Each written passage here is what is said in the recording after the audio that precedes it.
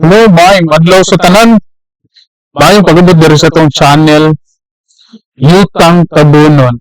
O para sa katong mga bag-o lang ka-visit ani nga channel, niya na punta karon para sa tong bag-o nga reaction videos. So, sa kaning nga video, atong i-check ni interview ni Karen Davila sa usa ka political analyst sa regarding sa unsay nahitabo karon sa to ang nason. Okay? And before na mag-start, palihog pag no to kinalasan niya pag-share and pag-subscribe diri sa tuang channel. Okay, let's start. So, kanina video din, ikuha din nato sa channel sa ANC. So, ganihaning buntag interview ni Karen Davila. Interview niya ni sa political analyst nga pangan si Ronald Llamas. Okay? Mahitungod sa threat puno nga gi-mention ni Sara Duterte. Okay. So, with us, political analyst Ronald Llamas. Mr. Llamas, good morning to you. Good morning, Karen. It's great to be here again. Alright, so first let's start first. Did you listen to the interview I had with the Yes. General? Okay, and it's interesting, right? He said the teacher and the vice president are two different people. He asked me, of course, to redirect my questions to the NBI. But I want to ask you basically, the teacher who threatened Duterte was cited for sedition. Of course, it was dropped eventually, but then there was a warrantless arrest against her. The judge said it was unlawful. Ang tanong ko, iba po ba ang kalakaran pag ang teacher ay nagbanta sa Pangulo o ordinaryong mamamayan at ang vice president ng Pilipinas? Anong nakasaad sa batas? Well, sa batas kasi, may immunity yung Vice President from suit. Pero syempre, may gray area yan dahil ito ay isang clear and present danger sa highest official of the land. Kaya mahirap magkaroon ng double standard. Kaya tama yung line of questioning mo, Karen. Ang problema lang ay knowing General Torre ay a good soldier yan eh. Ayaw niyang sumagot dahil iniiwan niya dun sa kanyang superior. Ganyan din yung nangyari kung maalala mo kay General Torre dun kay Kibuloy. Lagi niyang pinapasa sa kanyang senior yung pagsagot sa mga ganyang klaseng usapin. No? Kaya you have to understand General Torre na medyo good soldier siya. Ayaw niyang i-overstep yung kanyang posisyon. Lagi na tinatapon sa superior. No? Oh, okay. Now, what do you make of that press conference? So that was 2 in the morning. All right, let's play devil's advocate here. You have some analysts also saying that the Quadcom is discretionary and abusive in their powers by actually threatening the lawyer, the chief of staff of Vice President Duterte. Unang-una, i-detain sa Kongreso tapos binantaan. Gusto mo ba dito o ikulong ka sa korreksyonan? So ang unang tanong, wasn't that abusive on the part of Congress which led the Vice President to react in such a manner? Let's start with that. Well, tatlong bahagi yan. hey, by the way, matod pa ni Karen Davila, iyang gi-request si kaning political analyst nga, yes, nga, let's play a devil's advocate. So meaning, you don't take sides or you're going to find or pangitanin mo og area o opposite sa kung unsa mo gihatag yung mga idea para makita nimo or ninyo both sides ma-review ninyo. So mo ni ang gi-request ni kuan. So hopefully atong kuan ang iyang idea kung na kuha bigyan niya ang devil's advocate nga role ani nga interview. So ito pa na ni hantubag. Karen, una, yung simple mga proseso ng Quadcom. Kaya kanina nila, simpleng tanong, yung notice of disallowance sa COA, ano ba nangyari yan? Na yung chief of staff ay nagsulat sa COA para huwag ibigay sa Congress yung notice of disallowance. Actually, na-rule ang COA na dapat sa Presidente at sa Congress, dahil yung Congress na oversight powers, dapat siyang yung klaseng mga usapin ay talagang binibigay. So, yun yung doon nagsimula yung away. Na gumawa ng letter si Zulayka sa COA na huwag i-release sa Congress yung notice of disallowance na medyo kontra mismo sa rules ng COA. Ikaw naman, simpleng mga tanong, sino ba si Piatco? Si Piatco. Sino ba si Piatos? Okay, nag-away.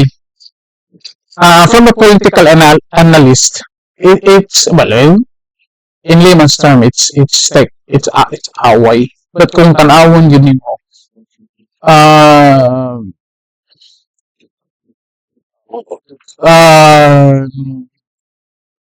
kuan siya, ito, kung away gid mo ang perception sa mga nahitabo iyon ani magod wala man ba opportunity other camp aside from press conference to throw his or her side. Okay? His or her side. On the other hand, ang other side, which is the Congress, they all have the power, they all have the opportunity to do something. Okay? So, let's say, tawagon na ito nga away, but in strict sense mo siya, political abuse. Okay? Political abuse. And if you want to look at it, it will raise like that, no? Kay improper ang gibuhat or too abusive ang gibuhat sa Congress. Okay, dili ta abogado, pero kung imuhan tanawon, imuhan strictly nga tanawon, ang kanimong situation, yung explanation mong sa abogado ni or Chief of Staff ni Sara Duterte nga it's not the right time for the COA to release documents na ongoing pa ang process. Okay? So, kung may mga tanawon, yung mga analyson, diha manggod na ang gi-frame ni Franz Castro nga kunuhay nag-interfere kung yung mga analyson if you are a devil's advocate analyzing that letter. There's nothing wrong. It's a request. It's not a demand. It's just simply a request. Still, the discretion of the COA if to give in to the request or not. Discretion sa COA. Wala man ni manifest of power ang Office of the Vice President nag-indicate na sa letter nga you should follow kay Vice President ang request. Wala mag-state dito. Okay? It was just simply a request kay ongoing investigation and they still have yet to answer that one. Okay? Unfortunately, with this statement sa political analyst, he's putting more emphasis dito sa issue regarding confidential funds and sa letter nga gibuhat ni Zuleika Lopez. Attorney Zuleika Lopez. Okay. So, well, sa political analyst, kung ako ang political analyst and playing devil's advocate, we should explain. In the first place, confidential funds mo na siya. Bisan asa ni mo tanawon, it's confidential. It's confidential funds. It's the decision of the COA whether to accept their liquidation or not, and malagi na ongoing pa ang investigation. Kung unsa man gyud tinudan nga status, yung unsa man gyud utilize ang confidential funds. Anyway, nagsugod pa man siya gi-explain. Ato pa yun nun. Ato siya paminahon. Sino ba ito? Real person? No? Si Billamin. Bakit hindi masagot yun? Mga simple tanong. Ikatlo yung... Of course, simple. Question naman na, question should be always simple para matubag siya. Si simple question para na to, pero as kung imong tanang ba, ari ka sa side sa Office of the Vice President o ikaw na sa side ni Vice President, gi-utilize mo ang confidential funds to gather information kay confidential intelligence funds man gina siya to gather information that you can use eventually, especially sa DepEd. Kaya she's trying to address some issues na posible na siya nakita diya sa DepEd. And eventually, question mo na nimo kung yun sa nang paggamit dira. Kanawing maglisod ka o protect sa mga information o mga tao na nakaprovide sa information kung imuha na siyang i-divulge. Okay? Again, simple question. Ito yung statement. Well, agree ta simple question, but mali gina-analyze sa nimo. A simple question, but ang answer ba? How risky ang answer ana na simple na question nga inyo ang gi-claim. Dali ra kay tapigingon nga, oh, simple question na ba? Iya mo na lang bangon dito. Dili gali siya pwede. Mo na tong kuan sa Congress nga, asa man ang, kung sa man nakalisod, ana sabton.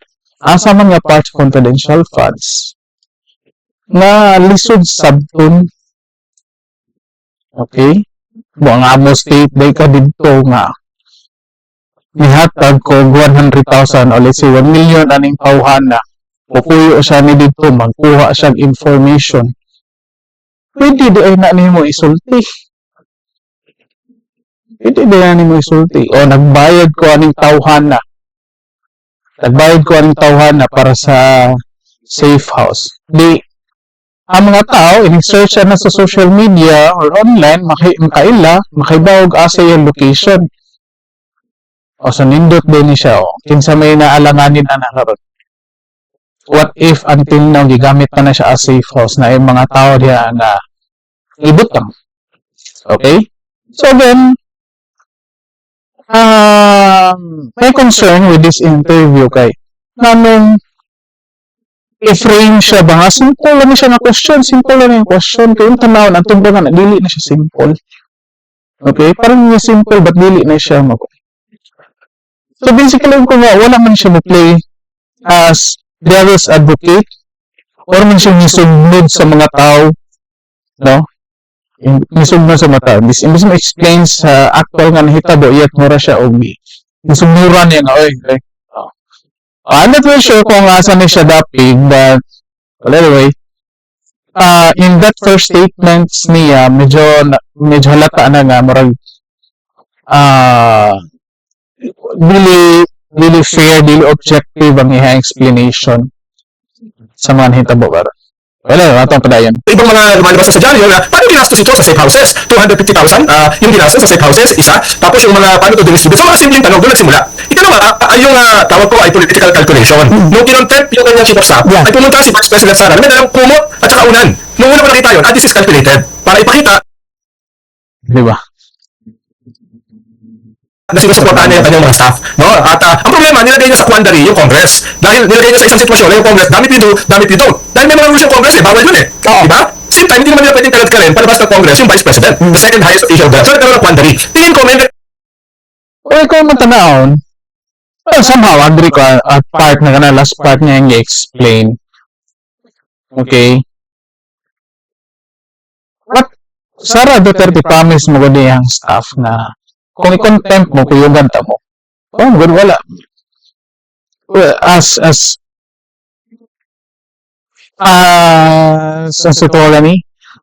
public officials, as individual, ni saad kasi mo ang mga tao, imuha nang i-fulfill. Suko di ka, or mareklamo di ka, ni-request bitaw siya og tarong, ni-request bitaw siya, nag-letter siya na nangin siya og tarong, at the same time, diri raman siya ni stay sa office niya so on. Okay. Simple, ihara mo nang ito man ang ihang promise na kung ito content mo, ubananta mo. Mawar man na. Okay? So, nabitaw. Nisaad si Digo nga mag-jet ski padung dito sa West Philippines Sea. Wala gito man, perti man ninyong yaw-yaw. Diba? Kahinumdo mo ito, gayaw-yaw mo nga. Storya. Oh. So, in this situation, wala Sara Duterte. Kung iyahan na tumanon, naka-violate siya rules. Kung di niya tumanon, ingon na sa nga, dili mo tuman sa iyang saad. So, siya lusot, di ba? So, sir, naka-strike to na kanako. So, duda ako ni mo. You're not playing really a devil's advocate. You are not presenting and discussing the issues objectively. Okay? Okay, medyo klaro na siya. Na, well, assuming naka-violate ang rules is Sara Duterte. Okay. Would it be enough or that would warrant na i-transfer ang yung chief of staff sa Women's Correctional knowing wala may accusation o wala may case nga gi-file siya contempt man. Okay?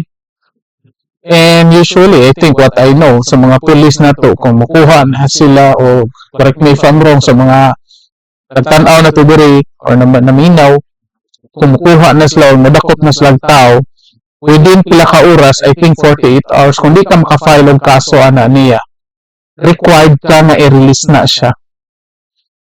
Required ka, illegal detention na sana siya on the part sa mga police. Okay? So, kung ikaw, amo ka, kana kay, sa ini, pakabana sa imuha mga tao, o lisiwa, kay pakabana sa mga tao, imuha mga hingsukupan, na content na, wa isa, gidetain, wala isa, tungod lang kay sa tao nga wa kasabot sa letter, wa kasabot sa statement, niya feeling lang niya or feeling lang nila na kuan na ni-interfere ang Office of the Vice President dito sa COA, feeling lang nila wala enough evidence, wala due process, niya decide of contempt. Okay? So kung ikaw manhing sa kuta nimo, masugot lang day ka. Sugot lang day kay nga nanaon. Nga nag-asa na imuhang mga tao nga naa ka diha in times of crisis, in times na magkalisod sila. Okay? So, naka-strike to na kanako. Isip na lumabas sa kwan dali na yan. Eh di dali natin sa correctional at kung gusto samahan ng Vice President, edi pumunta rin siya ron. Hindi ko may ganun nag-isip. Whether that is legal is another thing. Ay na may gray area yan. Dapat mga abogado ang tanongin dyan. Doon na, nung nangyari yun, doon na nagkaroon ng meltdown. Doon na naging unhinged yung Vice President. I thought I've seen everything after nung kanyang statement na huhukayin si President Marcos itatapon sa West Philippine Sea. Aba, meron pa palang mas matindi. At it looks so surreal, buong mundo, kinote yan. Oo. Actually, Di ba? Kani. Ha. Like we man commissioning ng mga Filipino people nga nagtanaw or laminaw aning interview nila ba nga. Indirectly telling us, uy, mga Pinoy, uyaw kay tas tibo kalibutan tungod aning statement ni Sara Duterte tungod aning nahitabo karon. Okay. So, uyaw kay ta, murag ingnan niya, gibalita sa tibo Pilipinas. Ang ato ang mainstream media dili gi-emphasize, gi-capitalize na sa katong statement. And kung ikaw ordinaryong tao, maminaw ka sa tibok statement, especially mga Bisaya. Kita mga Bisaya, fan man yun tang mayingon ana ng mga statement. Kanang mga exaggerations ba? I don't know kung sa mga taga-Luzon, naggamit sila mayingon ana ng mga lines. But usually kita mga Bisaya, anat kita ani. Kanang ingnon ni mo yung mga, tagaktik hadi aro. Okay? Or sulti kag sako ron. Or kung di nini mo ikuan. Atlantic kag liog. So usually these are mga ordinary Cebuano Bisaya statements na simply out of anger, out of disappointments or kuan. But very far from reality. Okay? So, ato sa ako, experience, moingon kong, sige, sutik ang sako. Never in my life na nakapasog kong tao sa sako.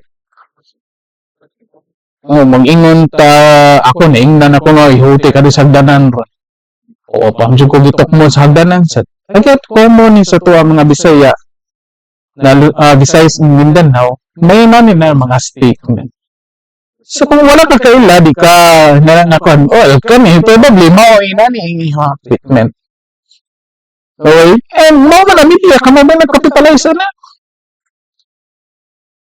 Huwag man yun. Kung unsay, mauni ang context, mauni ang tibok statement, inyong kwaon, kaniray. Kani. Kinsa may nagkuha na. Okay? Ano ka, gipakaawaw ta sa tibok kalibutan. Ano? Kung mga na media, kung tanawon ninyo mong ANC karon nga channel or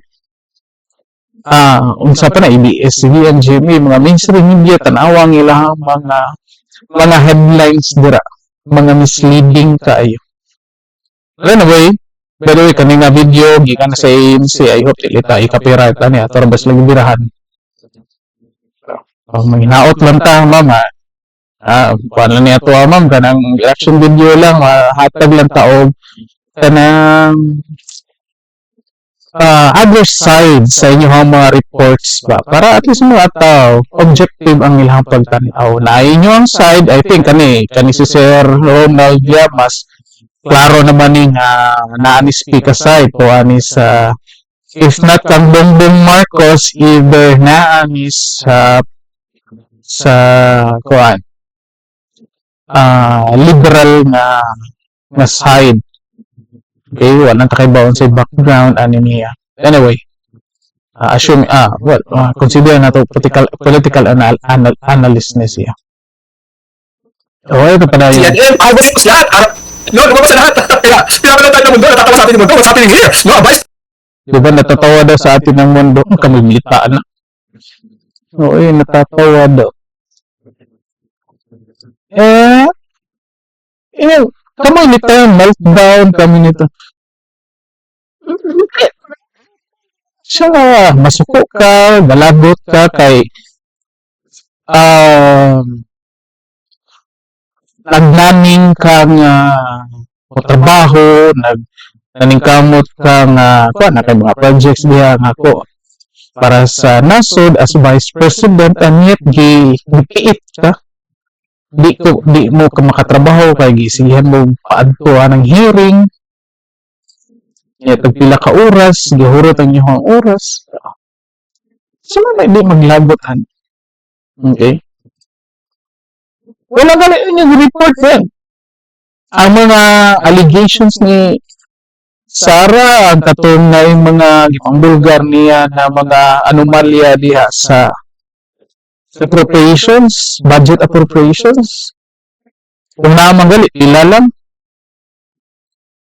Diba? And wala nag-deny sa Congress kanang mga allegations ni Sara. Okay, ito padayon yun, sir. Gana to ni Chief Chance. President publicly threatening the President with assassination. So yun yung nangyari, pas may side issue pa, na binawi ng Vice President, hindi naman daw niya tinatreate ng Presidente, hindi naman daw niya tinatreate ng First Lady. So may Wala man. klase pagbawi. Anyway. Pero after nun, tumira na naman, na sige, lahat tayo magpa-drug test. So medyo, sabi nga natin nung mga interview rito, parang mga telenovela. Hindi na tatakot po, sunod-sunod yung mga kabalata, parang miniseries.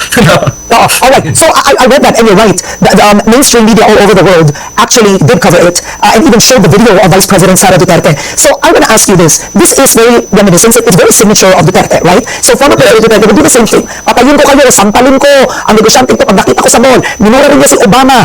Kumbaga, May tanin si Karen, nangarap pa, kaila pa siya, kani, very it's not only the signature of Duterte, it's the signature of Cebuano, mga Bisaya. Of course, kanang mga taga Davao, mga taga Mindanao, basta Bisaya, usually Cebuano man ang tawag na to, Cebuano. Well, in general term, Bisaya, referring to katong exact language yun, Bisaya. Okay, but actually interchangeable na Cebuano language, Bisaya language. Okay, be it Visayas, Mindanao ka, as long as you're speaking ingona na Cebuano, Bisaya, interchangeable na siya. Okay, and then man, para sa inyong dugang kasayuran, kada normal na siya sa mua. Kana na mga statements. Okay, so kung bayo, kada mga naminaw na ito karon or nagtanaw, if mo agree mo, comment lang mo. Kung di mo agree, comment lang sad. So, tanaw. Okay, so may mga atong i-explain din nga kanang out of frustrations, out of disappointments, you tend to seemingly threat someone. But basically, hindi na mo buhaton. Pero ito yung statement na, kain ko yung bati lang siya lang, Tagalog man niya, si Sara Bisaya. So, when you're going to, ang lisod mo kay Bisaya at mo i-translate Tagalog, medyo wala siya labi. Okay? But kami, mga Bisaya, nasabot mi sa inganana ng mga linyahan. It's very Bisaya culture. Ihog tikas hagdan, putlan tikag-o, iditay tika, kaya sa mga inganana ng mga out mga frustrations ba. So, hindi man i-capitalize ko. Di nga man i-focus, wa man i-focus sa tubog issues.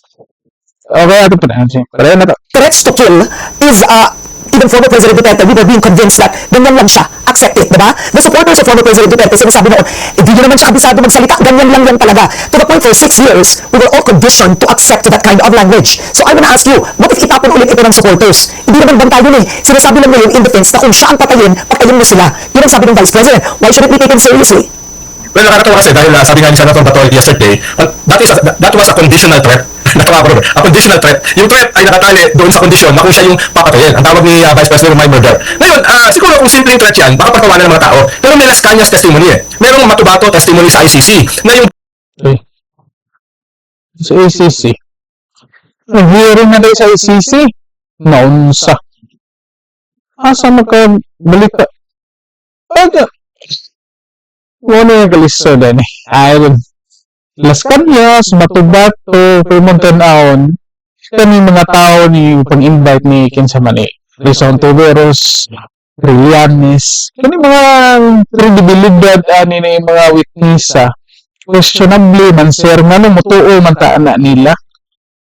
Ano mutuo like as ikaw Ronald Diamas, political analyst, nga no mutuo man ka na nga ang credibility questionably. Ganong time ni Digong ang statement ni Matubato, ang statement ni Las Cañas, si Digong Raman. Nganong karon ang Vice President Nas Duterte, nganong na-appeal man si Sara. Hindi ka magduda, sir. Huwag yung kakapangutana na as political analyst, as active sa mga issues sa tuang nasod karon. Kakapangutana. So you're telling us nga mutuo ni Las Cañas, mao man ni hidden message sa imong statement karon nga tuo mo ni Las Cañas, tuo mo ni Matubato kay ningon sila na gipapatay si Sara so tinuod ni iyang threat. Oh, mao ba ni imong statement ron sir? Gasubo ka na mo nga tuo mo ani nila. Anyway, padayon na to. O kamo, mutuo mo Las Cañas o Matubato. Dili magaliwala, dali makapresent og gamay evidence. Kasi gamay lang nga evidence. Or reliable nga evidence against Digong or Sara. Ngunit karon imong statement, oo mo ni Las Cañas ug kuan kay ingon sila na ni gipapatay si Sara. Matuo na ta kanimo sir pero medyo questionably man imong stand regarding sa answer, ang viewpoints nimo. yung Vice President ay kasama dito sa crimes against humanity. Di ba? Oh. Ano lang siya ay mayor, nagpapapatay talaga siya. So, talagang siseryosohin ng gobyerno itong threat na ito dahil may ganong klaseng record, may ganong klaseng testimony sa ICC. So, tingin nila, Testimonies, dito na din silang Las Cañas o si Matubato sa ICC. So, nag-hearing na din dito, sir. Otron sa gawin, mga taon sa siguro kang Trillanes. ay hindi ito biro. Baka kaya gawin ito ng Vice President. Lalo na, ano pa naman na tinatatay, ang dami namatay. No? More than 35,000. So, kaya ang tawag nila, clear and present danger. No? Dahil hindi siya empty threat. No? Dahil hindi siya empty threat. Okay, and Dito ba, para sa mga listeners ng mga nagtanaw na to. Okay? Atong sakto na yung statement. Again, subo siya na to na oo mo na Las Cañas, oo mo na Matubato. Kay, tinuod din ng gisulti nga si Sara Duterte na ipapatay. Tinuod gali na ilang gisulti nga si Digong nagpapatay and na-observe na to. O mga na ilang iyang gisulti diri. O sa time ni Digong nga presidente, daghan man nagmatay. So tinuod ang gisulti ng Las Cañas o Matubato. Sure, questionably ito na unsa matatahan ni Sir Ronald Diamas. Political analyst pa naman. Inyong analysis, sir, one-sided. Ikaw, maklaro, masense na to kung asa ka nilaban. Na asa imuhang gidili objective ang imuhang analysis. So, ikaw, atong gi-counter, ato lang gi-present niya. Kung ano yung objective, atong gi-counter. Para kamo mga tao nga nagtanaw na minaw, makanahon na sa niya. Ito, ano? Kusunod din yung credibility ni Las Cañas o Matubato niya, imo migis-ingnan nga matuuhan na. So basically, ikaw as political analyst, nituo ka na nilang duha. nga diwa magay ka present og ebidensya. Ito pa ka nga gidana na sa ICC ni sulti na dito. In the video that we showed a while ago, it didn't help that the Vice President after the sentence said, no joke ito. This is no joke. Oh, kasi si Pangulong Duterte, wala naman ganun. Right? Pero ito, this is no joke. Exactly. Tapos, just a few hours later, kinabukasan, binawi niya. Hindi naman daw niya tinitreat. Alam mo naman pa rin, sa ating mundo ngayon, pag sinabi mo na at lumabas yan sa internet, nandun na yun forever, no? Nandun na yun forever. Kaya nga, pinapanood ko around the world, lumalabas siya. At medyo amazed yung mga tao, no? From the Middle East, to Africa, to Europe. They were amazed. Parang yun ang nila nakita ito. Mao ba, sir? Questionable na, sir. Doubtful ka na. Posible ka balita, pero wala kay basis nga mga tao ma-amaze. Like, in terms of economic standing, compare Philippines versus UAE, Dubai, and other countries, layo naman ta, sir. So, nanong kung ako, national ko ng laing country nga more advanced, economically advanced than Philippines, manong magtagad mo ko ng Philippines? So, may basis na mo, 1 year. 16,000. Kung makabantay mo mga isuon, ilaha ning gi-frame na notice ninyo, ihang gi-frame na, gi-frame ba, meaning gi-package ang iyang statement, ang iyang analysis nga para sa dito sa mga maminaw, mo masuko mo. Angay mo masuko mo lagi nga niya indirectly telling us nga kasuko mo aning mga tawhana aning Sara Duterte kay mao ni tinuod man ni sulti na threat na ikuan di ba duda na ko BBM guro ni siya one-sided man ihang kuan ihang explanation sa mga panghitabo. Sitting Vice President, threatening a sitting President with assassination. When sabihin mo pa, at wala sinasabi ni Senator Bato na conditional threat, hindi makikita ng buong mundo na yan ay conditional threat. Okay lang ako nakanilig ng conditional threat. Kami How ba na makita? Posible nga, karoon nga ka nakadungo ng conditional threat kay legally wala na siya nga term but ang mga tao, especially katong mga nakakita sa video na mina nakasabot man.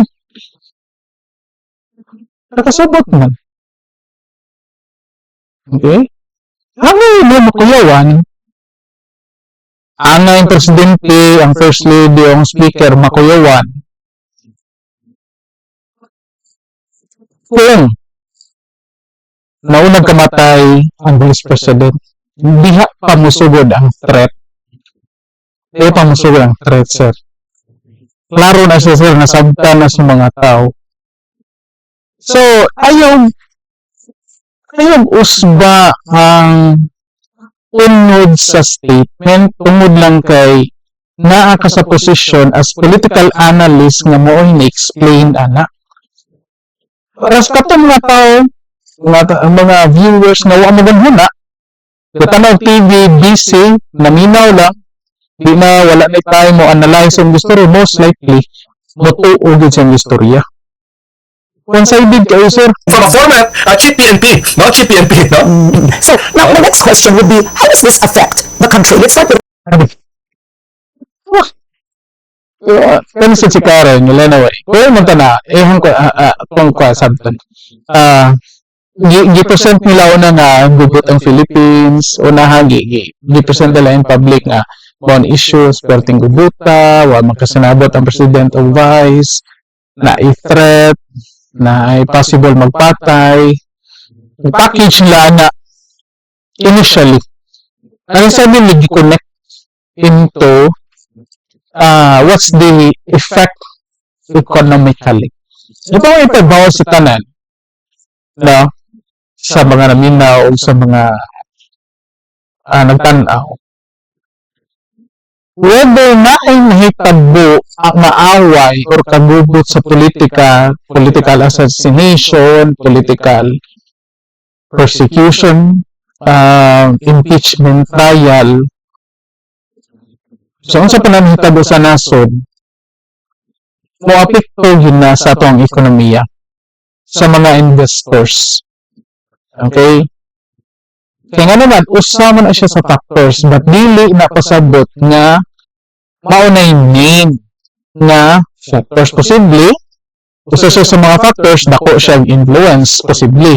But dili necessary nga all the time, dako siya factors. Okay?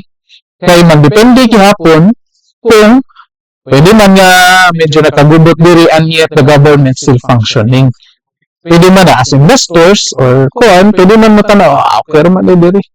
Medyo gubot lang which is normal for a country nga na ay misunderstanding ang mga kandidato. Ang uban gali dira, bagsok manggali in public during sa ilang mga hearing or meeting. Diba? O baguhay lang sa New Zealand. O katong naghaka. Oo. It's a kuan, di siya yun na away, but it's a protest inside sa ilang government. Na dito nahitabo. Kita mag-protest diri na mas kalsada. Okay? So, tanaw, kani si Karen as part niya para nasisay kabalita. Gi-package niya. Ato tanaw sa explanation ni Sir. The country first before the ratings of the vice president. How does this affect the country when it comes to foreign investors? You have the vice president threatening the president, the first lady, and the speaker of the house, and the Duterte clan is a formidable one, so to speak, right in Mindanao and the Visayas, may sarili silang baluarte. If you are a foreign investor, what message does this say? Yes, akala medyo protracted na ito. Nung first time na nag-guest ako sa'yo, almost a year ago, sinabi ko open warfare na. Since then, nag-hesitate na yung mga investors. Paano ba ito mag-accelerate o decelerate? Nag-accelerate eh. Nag-accelerate. Kaya ngayon, after nyan, mas lalong mag-hesitate ang mga foreign investors. Yung sinasabi ni Ambassador Dave Simuales na may $100 billion na possible investment. No? Swerte na siguro kung 1 billion yung papasok. Then mag-hesitate. Hindi ko ang yun eh. Well, anyway, ihamaning opinion. Ang mind mo sa investors cannot be defined in just one person or one statement. Okay? So, wala. Lahat mga investment ginagmay, pero ginagmay lang ng ato-up. Dili ni pares ka ng mga foreign investors sa guman pa. But kung imong analyze kung ang kanang mga investors, from the term itself investors, they invest on something. Bisan pa kung sila kagubot, bisan sa pag as long as nakita nila nga kana, they will get profit soon. Regardless unsay nahitabo sa nasod sa palibot, as long as nakita nila nga kana na sila profit nga makuha, most likely they will invest. They will invest. Unless hadloko na nimo nga mo invest ka diri, like may tabuan nimo, tirahon ka na mo, or unsa.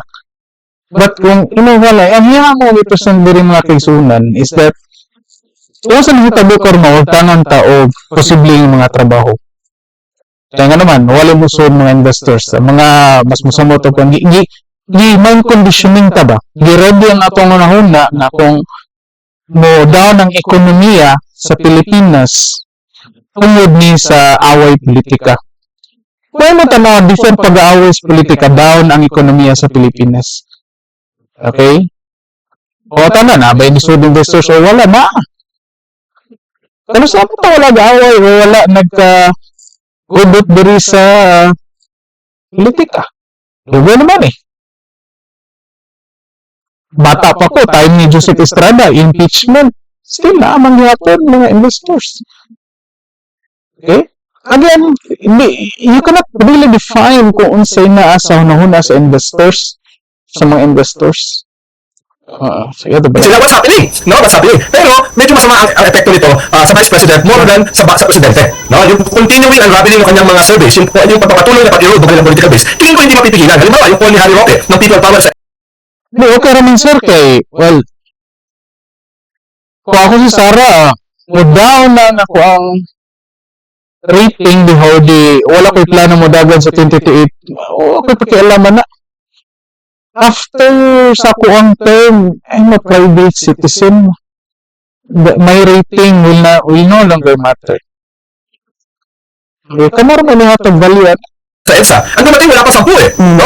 So, meron sa Davao, mga 500 na candle rally to other night. Pero ibig sabihin, wala siyang traction. No? Dahil hindi naman kilala ng mga tao si Zulayka Lopez eh. Why should they rally for her? No? Ibang sabihin kung magkakaroon ng impeachment. Tingin ko doon ang direction nito. So let's talk about that. Let's talk about the impeachment. Threatening the president, is that an impeachable offense, or would you consider it to be treason? Because Sara Duterte in a press conference said that the president has actually committed 5 impeachable offenses, so she actually named those offenses. She claims that he's committed graft and corruption, etc., other high crimes, pero Congress won't act. Did the O ba na itong pasabot na itong mga previous na videos? Si Sarah na yung mga statement na siya mga evidences or proofs regarding anihang mga allegations, yet kita mga katawhan wala lagi pangbuhat ani. Katong mga tao, mga kandidata last election nga ni-claim na they are against corruption, wala man ini support, wala ni tabang. At least si Karen nakahinumdum siya oo na ay impeachable offense ang president, and yet Congress wa malihok ato paminaw si tubang ni Sir. Vice President Sara Duterte commit an impeachable offense? Definitely, Karen. I'm sure 100% na kung magkakaroon ng impeachment sa House, ito ay magiging bahagi ng articles of impeachment.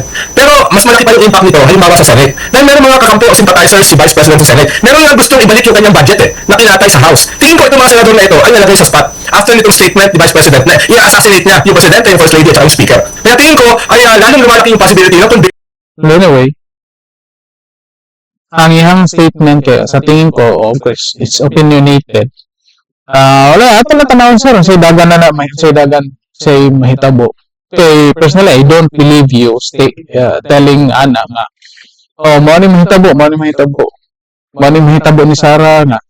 Of course, ako personally, lingon siya ko nga kana, i-file yun na nilang impeachment. Kaya may end goal ani ilahang hearing karon. Wa pa naman human kami mga tao nakita na namo nga mao ginay ending ana. Nakasabot na miya na. Nakita na namo sa time ni Estrada, sa time ni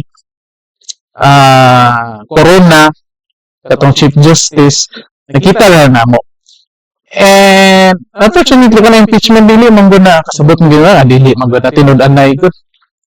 Padaghanay ra man na kaalyado pa kwartahay ra man na.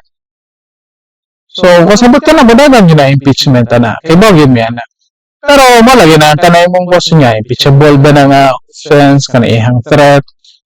Kana, wang may unod nga threat, criminalize nun. Kaya ang threat na mo start kung patay na ni Sarah, may klaro na nga statement. Ang mga lang, sir, imuhang i-condition ng mga tao, imuhang gihadlock nimo ba? Gihadlock nimo ang mga tao na, gi-ready nimo. And unfortunately, based ako observation, kaning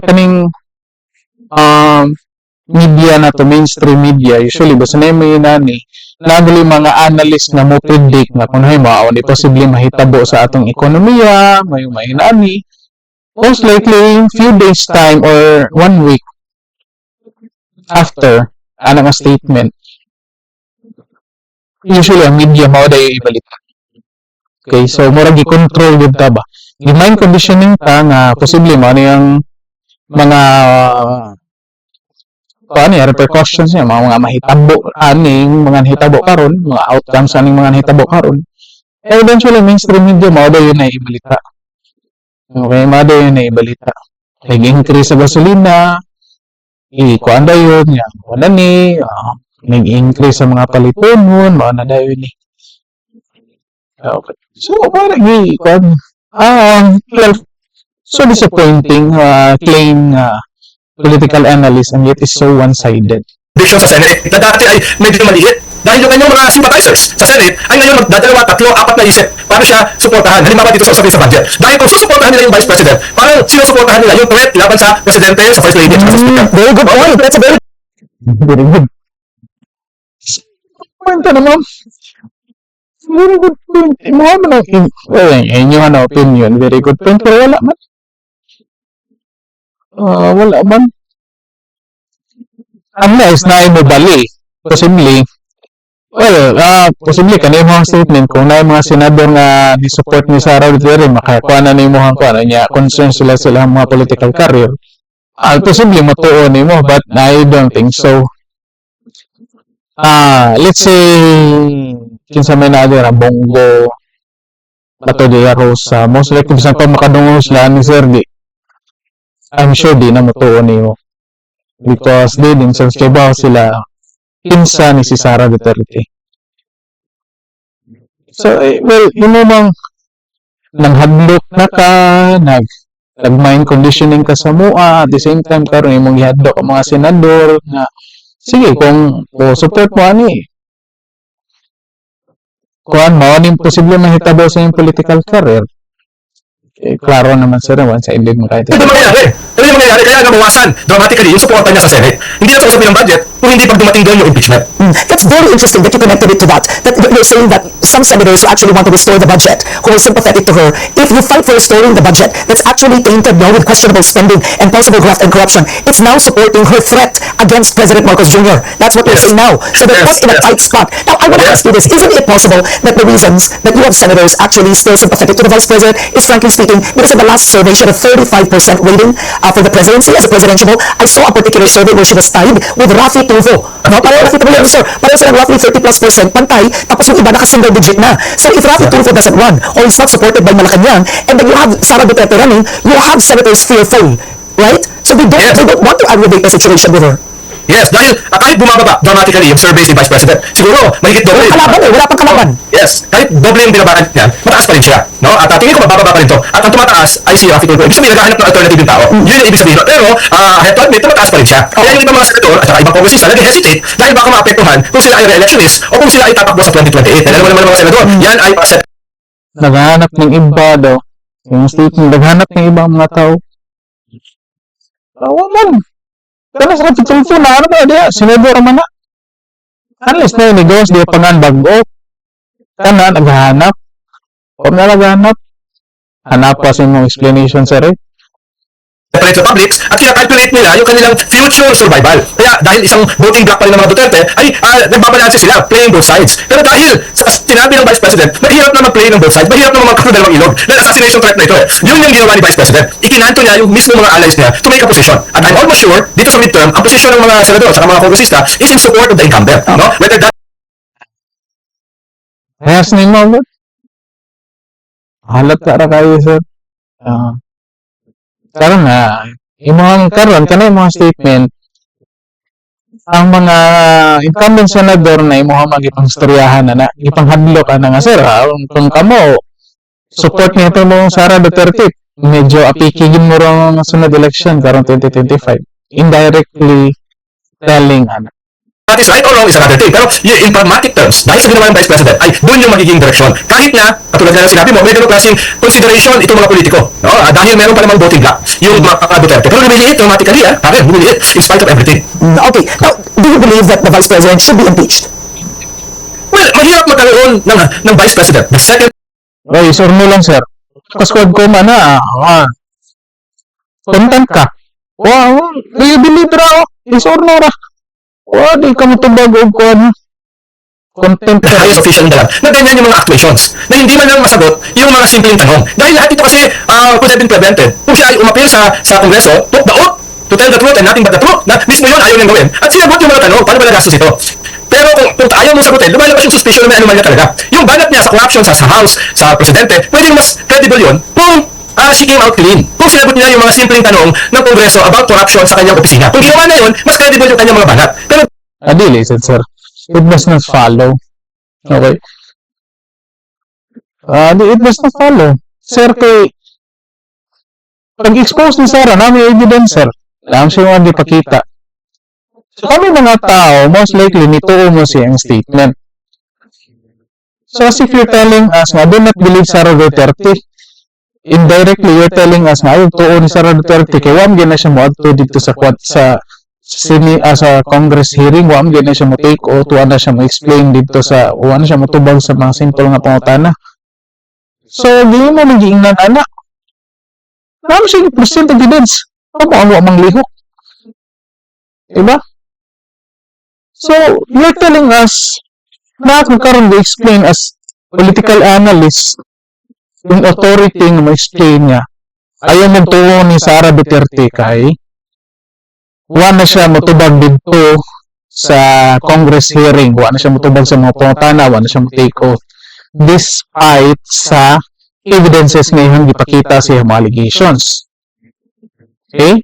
Pero earlier ganahan ka nga motuo minimo or ni Las Cañas o ni Matubato nga mga way klaro. Oh, medyo klaro guys. Naunsa naman ta, sir.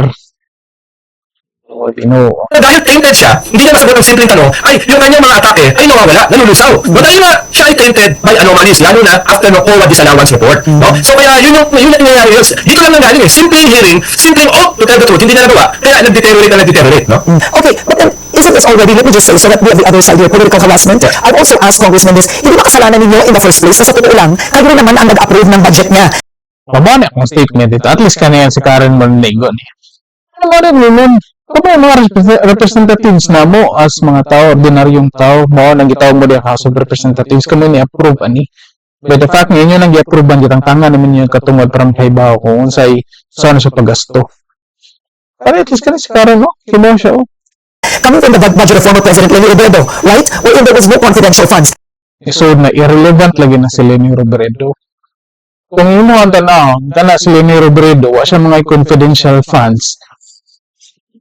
Para na ako, this is my opinion. Bahalag ka mo mga voters ni Lenny Robredo diya, mo disagree mo, masuko mo na ako. But the fact na wala ka na nga yung confidential funds, confidential intelligence funds, most likely, you are just simply limited sa kung unsa mo'y nakita nimo nga or mauray kung unsay naa dito sa libro, mauray role nimo.